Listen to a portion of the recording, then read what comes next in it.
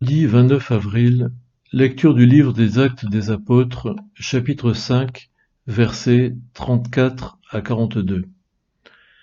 En ces jours-là, comme les apôtres étaient en train de comparaître devant le Conseil suprême, intervint un pharisien nommé Gamaliel, docteur de la loi, qui était honoré par tout le peuple. Il ordonna de les faire sortir un instant, puis il dit: Vous, Israélites, prenez garde à ce que vous allez faire à ces gens-là. Il y a un certain temps, se leva Theudas qui prétendait être quelqu'un et à qui se rallièrent 400 hommes environ. Il a été supprimé et tous ses partisans ont été mis en déroute et réduits à rien. Après lui, à l'époque du recensement, se leva Judas le Galiléen qui a entraîné beaucoup de monde derrière lui. Il a péri lui aussi et tous ses partisans ont été dispersés. Eh bien, dans la circonstance présente, je vous le dis, ne vous occupez plus de ces gens-là, laissez-les. En effet, si leur résolution ou leur entreprise vient des hommes, elle tombera, mais si elle vient de Dieu, vous ne pourrez pas les faire tomber. Ne risquez donc pas de vous trouver en guerre contre Dieu. Les membres du conseil se laissèrent convaincre, ils rappelèrent alors les apôtres, et après les avoir fait fouetter, ils leur interdirent de parler au nom de Jésus, puis ils les relâchèrent. Quant à eux, quittant le Conseil suprême, ils repartaient tout joyeux d'avoir été jugés dignes de subir des humiliations pour le nom de Jésus.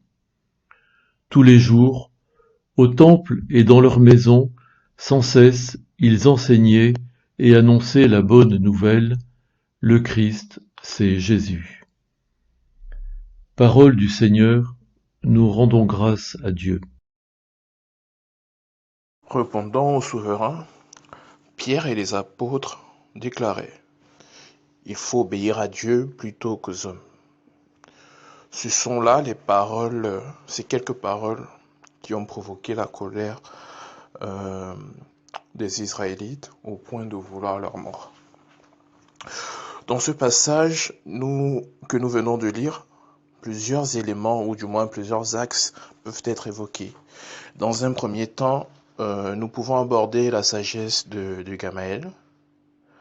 En effet, c'est grâce au conseil de ce docteur de la loi respecté par le peuple que les apôtres échappent à une mort certaine.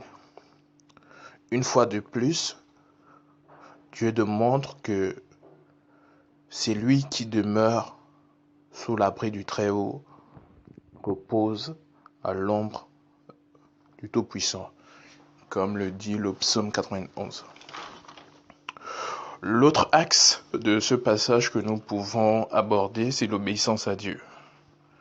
Car en effet, ils ont reçu de la part du Christ la mission de propager la bonne nouvelle de la croix, à savoir la mort et la résurrection de Jésus, et de perpétrer son œuvre à travers les miracles.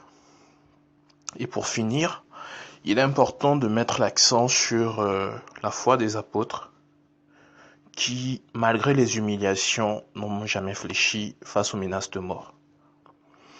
Et très souvent, nous chrétiens, prétendant être à la suite du Christ, prétendant servir sa cause,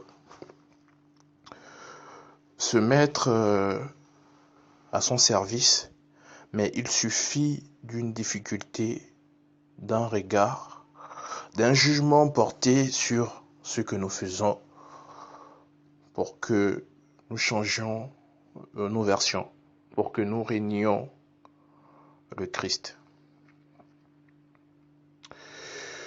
Que Dieu mette dans nos cœurs la foi inébranlable des apôtres, afin que nous soyons les représentants du Christ dans nos maisons, dans nos lieux de travail, dans nos écoles, ainsi que dans nos différentes communautés. Que Dieu donne la foi, donne la force à chacun des chrétiens que nous sommes de servir Christ avec fermeté et avec conviction. Amen.